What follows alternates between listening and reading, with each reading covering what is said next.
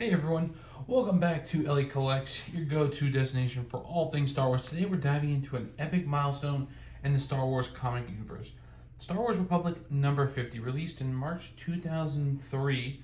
This issue is action-packed with intrigue, pivotal moments in the Clone Wars, and actually was the first comic that I ever received from my uncle. He bought me actually all of the Dark Horse comics, so I've been slowly kind of collecting them and kind of building my collection back up. I do have some of the, I guess they're called, like, I'm trying to think what they're called. I'm going to cut this out. They're actually called, they're like the volumes. So they'll have like 6 or 7 issues in one of them. But I bought those, my uncle bought those for me, the ones. So now I'm buying the individual issues, working my way through that. Number 50, like I said. But first off, let's take a look at some of this amazing artwork. I love that it's young Anakin Skywalker. Post-Battle of Geonosis, you can tell with the robotic hand down there.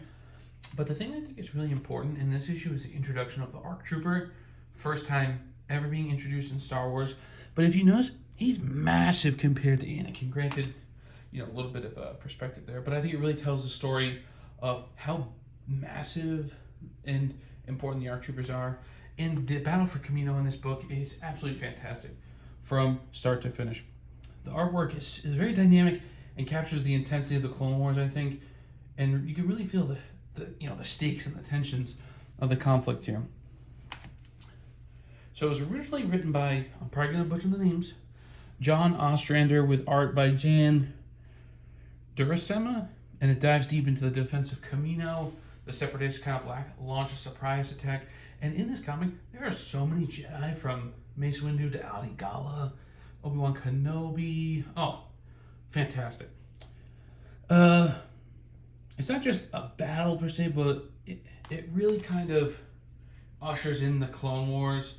And there's actually a scene in the comic where this ARC Trooper is about to destroy all of Kamino because he said, well, Jango Fett said, we can't let the clones fall into the wrong hands. So he's about to nuke an entire planet, which I thought was kind of interesting. But how the comic kind of rolls in is, it opens with the Separatists launching a massive assault on Kamino, aiming to obviously cripple the ability to produce clones. We see some Jedi Masters, Shaak Ti, Kit Fisto leading the defense alongside the clone commander, who they kind of show that they're not just the average clone trooper, which I really like. But overall, great issue. I think if you can pick it up, you definitely should. And it really sets the stage for the rest of the Dark Horse Clone Wars comics, which I'm a huge fan of.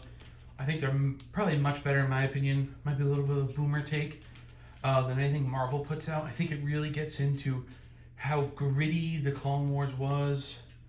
It also shows that, it's not really right or wrong side, which I really like.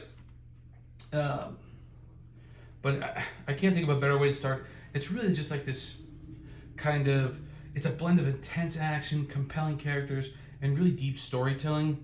Whether you're I remember reading this as a little kid. I'm not taking this out.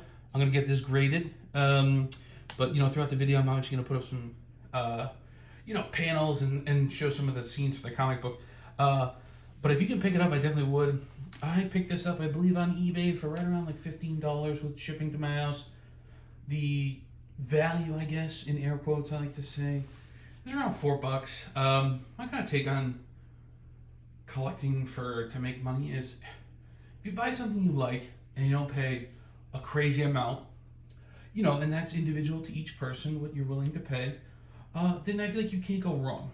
But if you're going to buy a comic like this, I bought it for $15, it's worth $3, you lost $12 or whatever. But I don't do it like that. I do this, I got a really cool comic, I really like it, I might send it off to get graded. I haven't decided yet. But if you approach collecting that way, you'll never be negative, I guess, because this brings back so many childhood memories. I remember reading this in the car and everything. So overall, that's kind of my take on the collecting of comics. If you get into it for money, you're probably not going to make any money. But if you get into it because you're like, I love this comic, I feel like you can't go wrong. And maybe down the line, who knows, you might make some money. So good for you. But definitely thanks for joining me on this journey through Star Wars number 50. If you enjoyed this video, don't forget to like, comment, and subscribe for more deep dives into your favorite comics. And this is part of a much larger series as I aim to collect all of these Star Wars Dark Horse Republic comics like this. I believe it goes from 50 to like 90, I believe. I've slowly started putting it down, and every time I get a new one, I'll do a video for you guys, kind of showing. I will keep a running tally if people are interested of kind of the cost of collecting. Some of them I have gotten like this. Some of them I'm fortunate enough to find graded for a relatively kind of cheap price. But overall, this is the start of our kind of Dark Horse comic collection, and I'm happy to have you along for the ride. Thanks for watching. Don't forget to like, comment, subscribe.